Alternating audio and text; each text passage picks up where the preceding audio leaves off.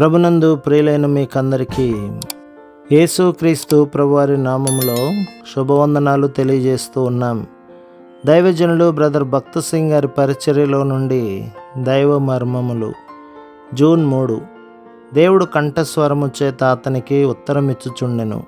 నిర్గమకాండం 19:19. ఈ లోకములో నున్నంత కాలము మనమందరము శోధనకు గురయగుదుము. అయితే దేవుని స్వరమును స్పష్టముగా వినగలిగినప్పుడే వీటన్నిటినీ జయించగలము. మన ఆత్మీయ జీవితం యొక్క ప్రారంభము నుండి ఏ విధముగా ఆయన స్వరమును వినుటకు నేర్చుకొనవలెనో అది దేవుడు తన వాక్యము ద్వారా మనకు తెలియపరచుచున్నాడు.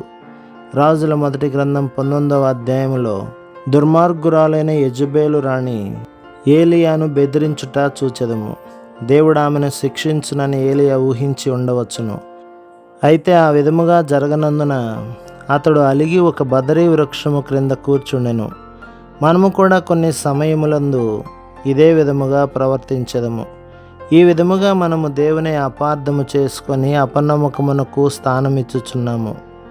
అయితే దేవుని మార్గములు మన మార్గముల వంటివి కావు.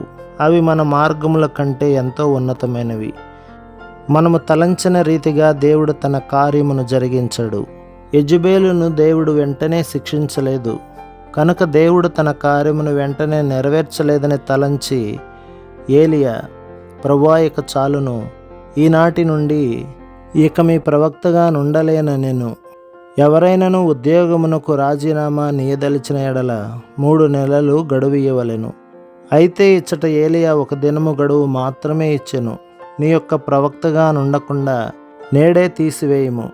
నీవు నిద్రించుచు నీ విధిని నెరవేర్చుటలేదు కనుక నేటి నుండి నీ నామమున ప్రవచించననుచున్నాడు. దేవుని స్వరమును వినుటకు నేర్చుకొననిచో మనము కూడా శ్రమలు కలిగినప్పుడు ఈ విధముగానే ప్రవర్తించదుము. ఎట్టి శ్రమలోనైనను ప్రభువు స్వరమును వినుటకే నేర్చుకొనవలెను. ప్రభు మిమ్మును మీ కుటుంబమును మీ సంఘమును దీవించి ఆశీర్వదించునుగాక. ఆమేన్.